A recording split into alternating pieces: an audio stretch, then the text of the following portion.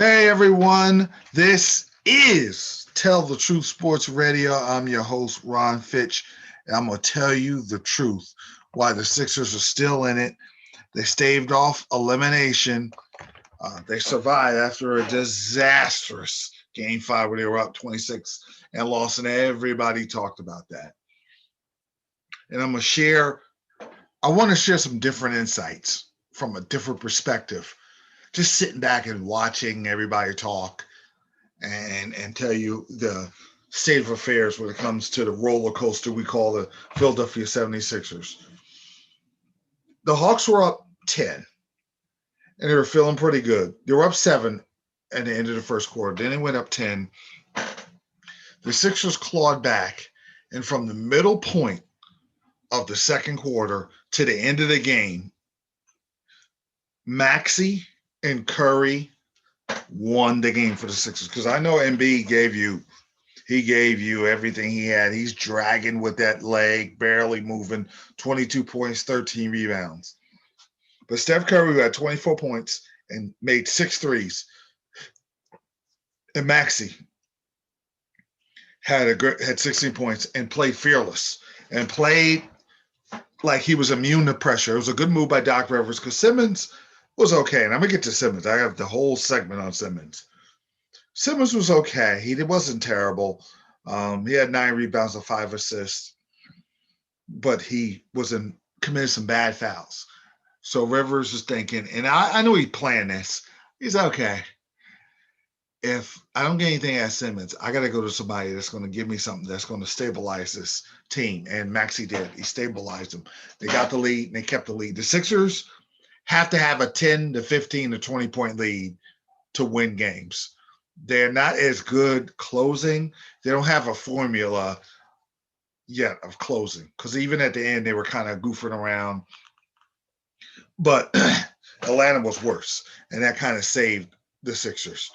But they were solid. And the reason why they won 104 to 99 was the fact that Maxey and Curry was coming off screens, nailing shot after shot. And there was one time, and this is really more Atlanta fault. He caught the ball, sat there, got his feet set, got in rhythm, and then shot the ball, 3-point shot, wide open. The hottest guy on the team. And what hurt Atlanta is Trae Young. I'm going to give him a B-. He had 34 points, but I'm going to give him a B- and 12 assists, 4 turnovers, and it was some bad shots he took. And he missed a lot of floaters. He could have been even more points. And they were critical because he would miss shots. The Sixers would come down.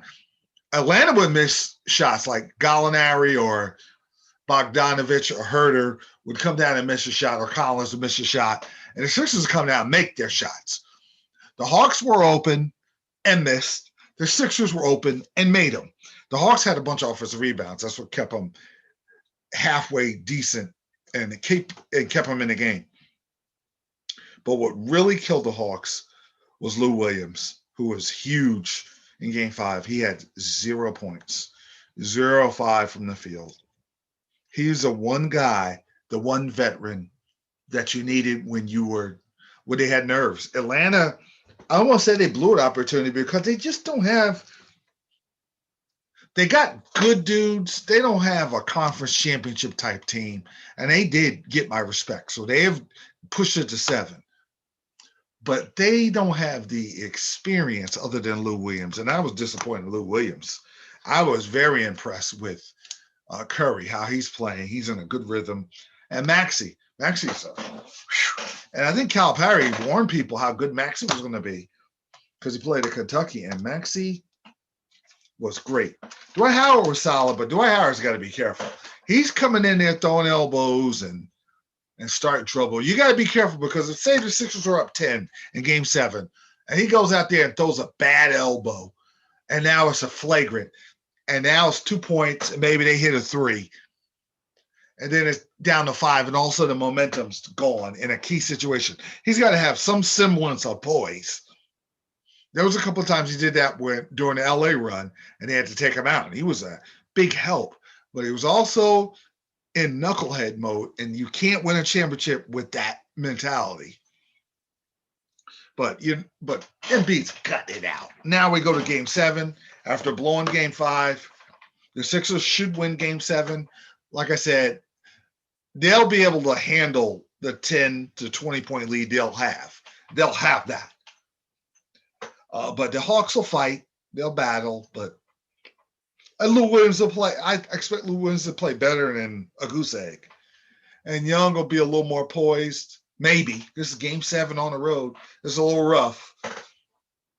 They also figured out how to stop Young as far as not going for his okey doke or going for the pump fakes.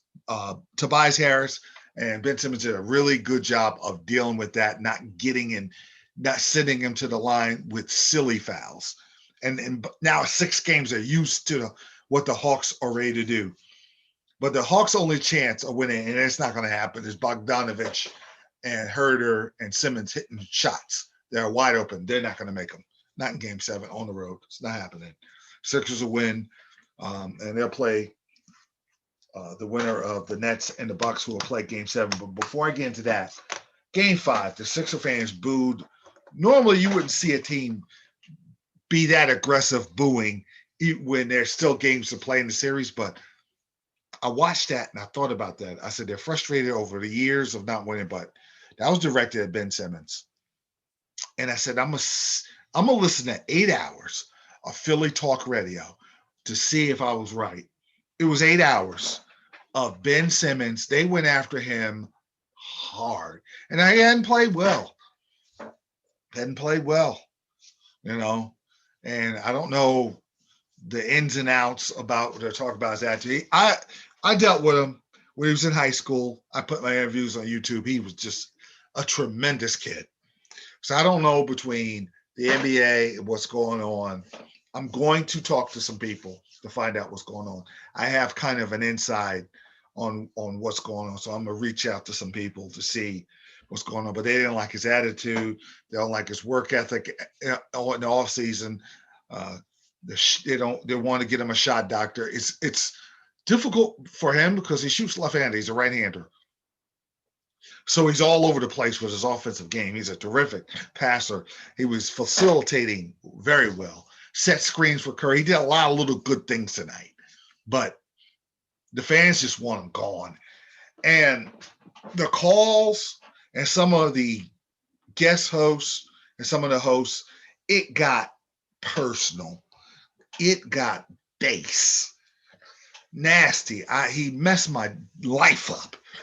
And then one guy called, hey, we got to get this bum out of here. I'm tired of this guy, Ben Simmons. Oh, we got to get him out of here. And they would call, hey, Ben Simmons with his attitude, I just want him gone. He's a cancer. This situation, I believe the Sixers are going to win Game 7, but this situation with the fans and Ben Simmons is toxic. It's real toxic. I mean, trip to NBA Finals might cool off, but if he's giving you 6 and missing a lot of free throws, shooting 30% from free throw, and the Sixers still win, the fans are still going to want him gone. And the problem with him, and also the problem with Giannis, they don't believe in their touch. You see KD taking great shots or tough shots. I saw KD take a shot over Tucker. Tucker hits him in the face. I don't even know if he saw the basketball because he believes in his touch. Shot in the foul. Guys believe in their touch, even if they miss shots. Harden is getting his sea legs, so he's missing shots. He made some threes, but he believes in his shot. Ben Simmons doesn't believe in his shot. So if it's not a dunk or a layup, he doesn't want to even take the shot. And Game 7 is going to be interesting because he could shut a lot of people up by having a 13-point, 10-rebound, 5-assist game where he's engaged and playing and the crowd is cheering. But now it's not going to happen. But if they lost, they would just, not losing 3 to the Hawks. And the Hawks have a very below average bench other than Lou Williams. So without Hunter, they're shorthanded and they need a Bogdanovich and Collins and Herter to just nail open shots. This is not happening. And that's the problem. and the Sixers are going to move on. So I'm getting ready for when my future show to start talking about the Sixers in the conference finals. Now, who are they going to play after they beat Atlanta in Game 7? Well, it could be the Nets. It could be the Bucks. I'll give you a scenario. This Game 7, the Bucks won a ho-hum game in Game 6.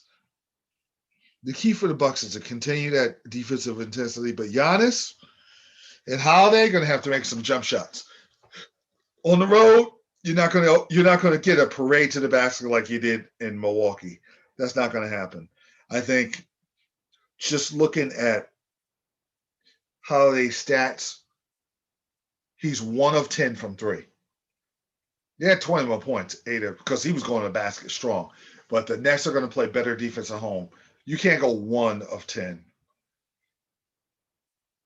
And Giannis was 12 of 20, but a lot of his shots were inside, and he was effective, 30 and 17.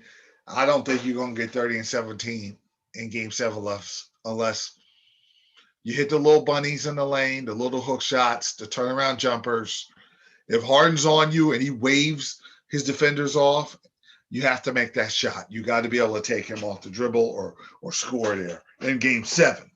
Game 6, you're home and you got home cooking. You're feeling great about yourself. Game 7, it's a little different. For the Nets, KD had 49, 10, and 17. One of the greatest performances I've ever seen a human being play in any game, in any playoff game.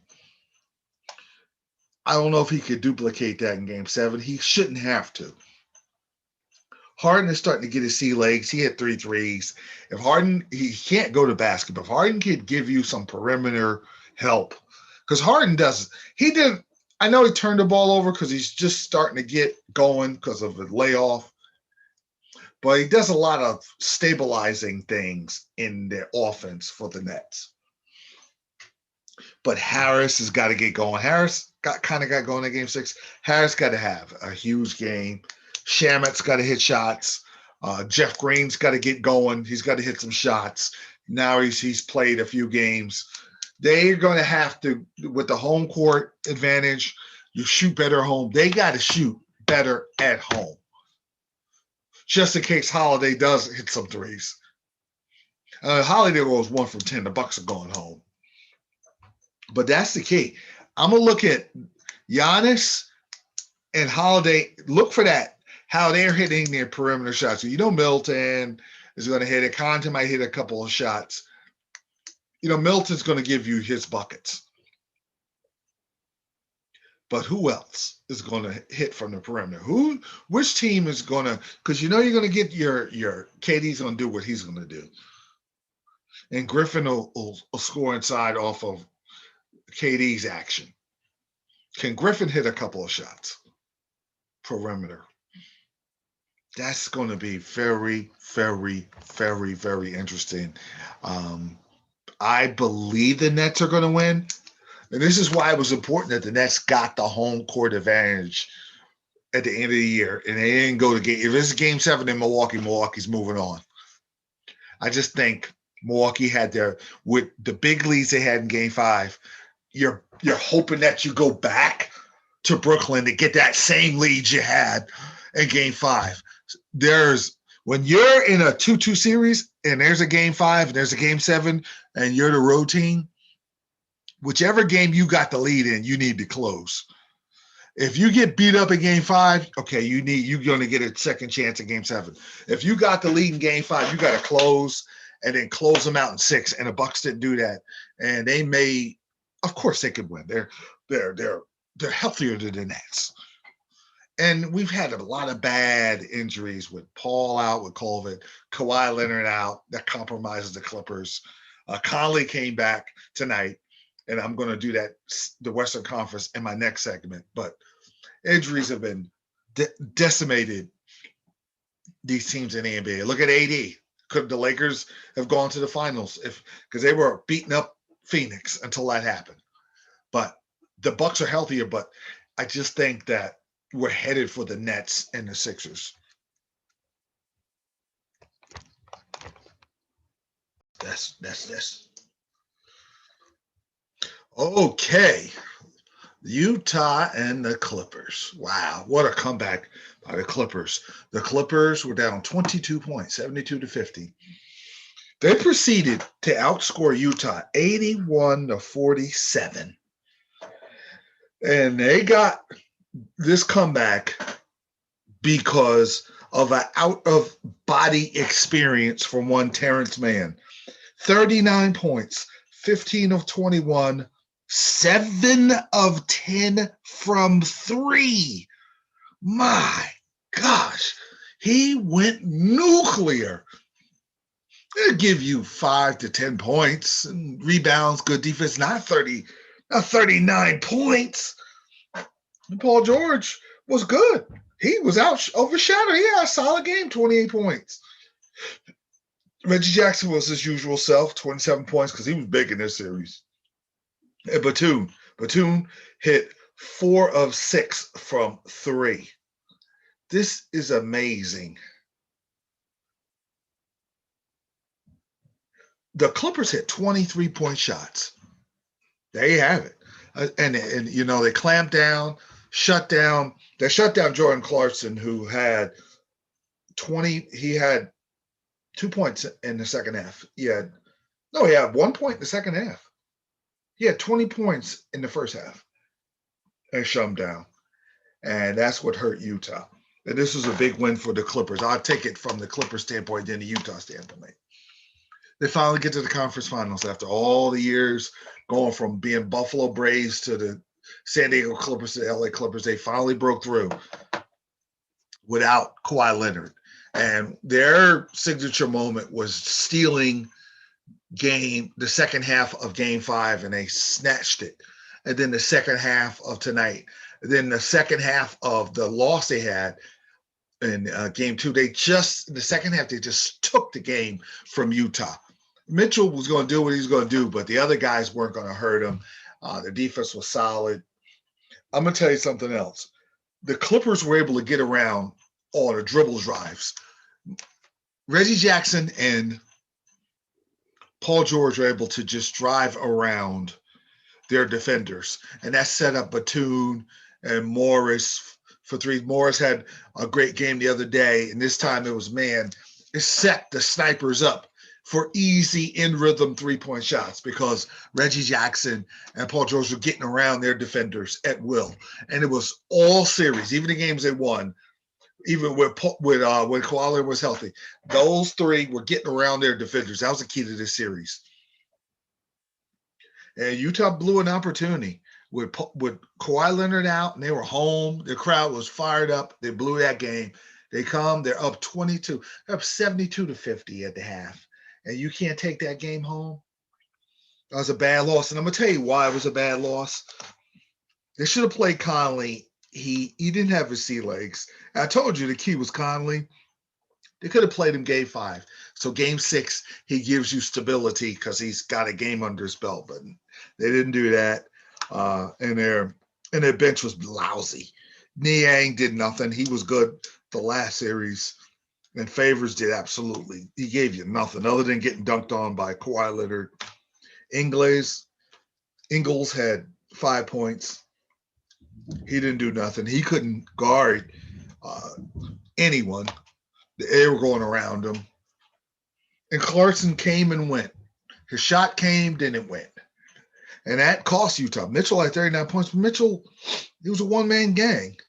And now Royce O'Neal did have 21. And Bogdanovich was okay with 14, but they couldn't stop the Clippers. That was the key.